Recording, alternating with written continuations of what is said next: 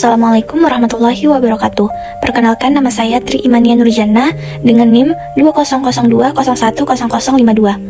Saya dari Program Studi Pendidikan Agama Islam, Fakultas Tarbiyah dan Ilmu Keguruan. Di sini saya akan mempresentasikan makalah saya yang berjudul Analisis Item, di mana ini merupakan tugas UAS pengembangan evaluasi PAI. Adapun pokok bahasan yang akan dibahas nantinya yaitu pengertian analisis item, yang kedua analisis tingkat kesukaran soal, yang ketiga analisis tingkat daya pembeda soal, dan yang keempat analisis fungsi pengeco, dan yang terakhir analisis validitas dan reliabilitas tes. Langsung saja pengertian analisis item, di mana analisis butir soal atau analisis item ini adalah pengkajian pertanyaan-pertanyaan tes agar diperoleh perangkat pertanyaan yang memiliki kualitas yang memadai. Di mana analisis soal ini bertujuan untuk mengadakan identifikasi soal-soal yang baik atau kurang baik. Dari butir soal ini akan diperoleh informasi yang dapat digunakan untuk menghasilkan soal-soal yang lebih berkualitas, sehingga dapat diperoleh informasi yang baik terhadap peserta tes. Nah, analisis item ini dilakukan untuk menguji mutu setiap butir soal dan seperangkat soal dalam berbagai aspek. Nah, analisis butir soal ini dapat dilakukan secara kualitatif maupun secara kuantitatif. Selanjutnya, analisis tingkat kesukaran soal. Nah, menurut Ari Kunto, analisis tingkat kesukaran dimaksud untuk mengetahui apakah soal tersebut tergolong mudah atau sukar. Nah, tingkat kesukaran ini adalah bilangan yang menunjukkan sukar atau mudahnya suatu soal. Nah, soal yang terlalu mudah tidak merangsang siswa untuk mempertinggi usaha memecahkannya. Sebaliknya, soal yang terlalu sukar atau susah akan menyebabkan siswa menjadi putus asa dan tidak mempunyai semangat untuk mencoba karena di luar jangkauannya. Bilangan yang menunjukkan sukar dan mudahnya suatu soal ini disebut indeks kesukaran. Nah, biasanya indeks kesukaran antara 0,00 sampai 1,0. Nah, indeks kesukaran ini menunjukkan taraf kesukaran soal. Soal dengan indeks kesukaran 0,0 menunjukkan bahwa soal itu terlalu sukar.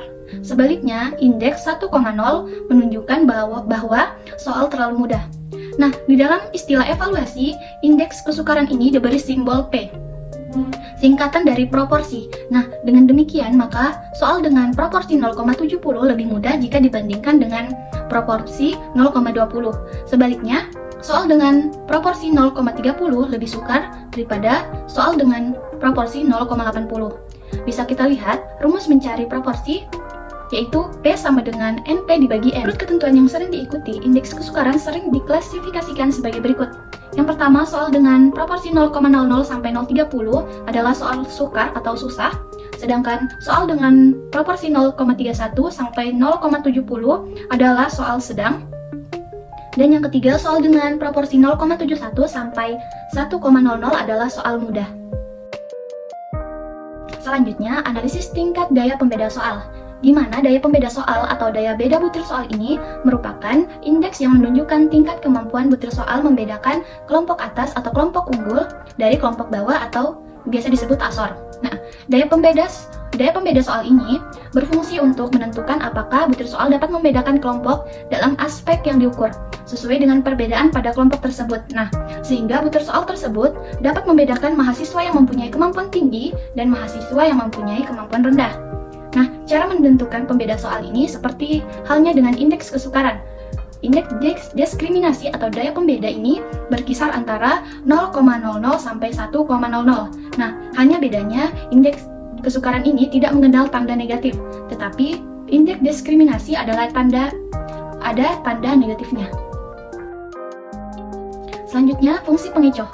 Nah, menurut Suprananto, pengecoh merupakan jawaban yang tidak benar atau kurang tepat. Nah, namun memungkinkan seseorang terkecoh untuk memilihnya apabila ia tidak menguasai materi dengan baik. Nah, menganalisis fungsi distraktor atau pengecoh sering dikenal dengan istilah lain, yaitu menganalisis pola penyebaran jawaban item.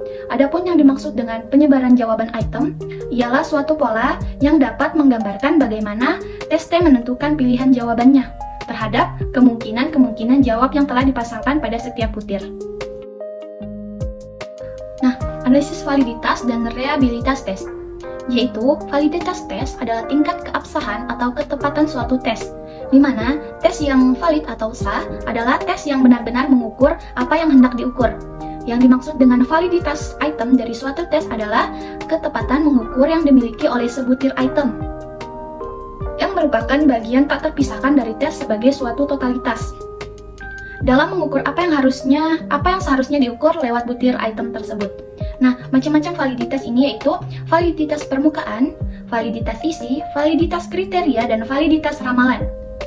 Yang kedua itu, reliabilitas tes adalah tingkat keanjingan atau konsistensi suatu tes, yakni sejauh mana suatu tes dapat dipercaya untuk menghasilkan skor yang konsisten, tidak berubah-ubah, dan reliabilitas ini berhubungan dengan masalah kepercayaan.